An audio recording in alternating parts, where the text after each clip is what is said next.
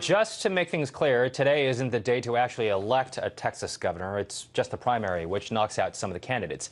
But in the Republican primary, the gloves have come off, and it's a Lone Star State shootout. With us now is radio host Alex Jones. Mr. Jones, thank you for joining us today. Tell us about this. I mean, we don't have quite the pulse of what's going on in that primary today. Tell us how things are progressing over where you are. Sure. I'm in the capital city of Texas, Austin, Texas, where Governor Rick Perry has been the longest serving governor in Texas history.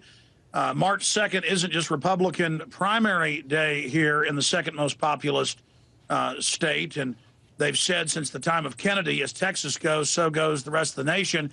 It's also Texas Independence Day from Mexico from 1836. But we've seen these two establishment candidates, this Bilderberg group, globalist Kay Bailey Hutchinson, against this establishment Republican who's also a Bilderberg group, globalist attendee, Rick Perry, slinging mud at each other, calling each other New World Order globalists, people that are for the NAFTA superhighway, for the North American Union, calling each other insider corrupt politicians, when both of them are basically identical politically, other than the fact that one is male and one is female. But what we've really seen here in Texas is Deborah Medina, who's gotten as much as 20 points in the poll from nowhere, who's a Ron Paul type real constitutionalist, anti-war, pro-Second Amendment, pro-property rights. She has had such a strong showing that it's causing other people to run on a similar ticket around the country, and they're getting more backing more early than Medina did, who started a year ago. And we have 30-plus states moving to declare 9th and 10th Amendment sovereignty against the federal government, because they know the federal government's been hijacked by offshore banks and corporations.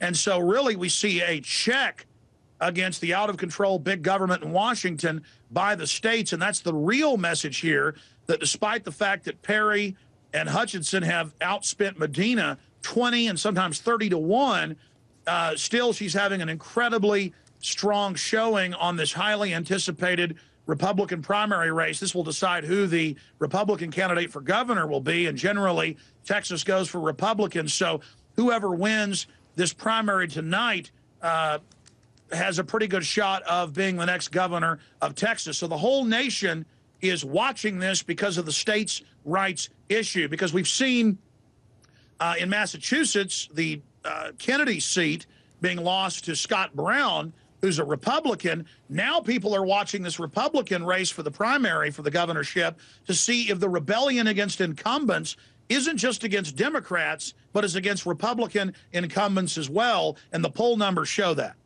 Okay, real quickly, you did use the term globalist, and that's how Rick Perry and Kay Bailey Hutchinson are referring to each other to kind of call them, and I guess that's the equivalent of a bad word here. You did bring up Deborah Medina, who is more in line with the Tea Party movement, but Deborah Medina did make a pretty costly mistake during her run, did she not? Well, she waffled and looked weak with Glenn Beck. Some U.S. polls show 84% Angus and Reid not believing the official story. The lowest polls, 36%. 6 of the 10 9/11 commissioners say the official story is a lie. And so when she started waffling on that and then made conflicting statements that 9/11 truthers were good and then that 9/11 truthers were bad, that 9/11 truthers had a right to say this, that it was healthy. Then she said it was despicable, or agreed that it was despicable later. That cost her more with 9/11 truthers who want someone that isn't an establishment politician because of the waffling. But regardless, Deborah Medina's success overall is a example to others to run on a constitutional platform in the other 49 states. So that's why Deborah Medina, whether she wins or loses today, and the polls show she's probably going to lose, she still made a lot of gains here. Okay, radio host Alex Jones joining us from Austin, Texas today. Thank you so much.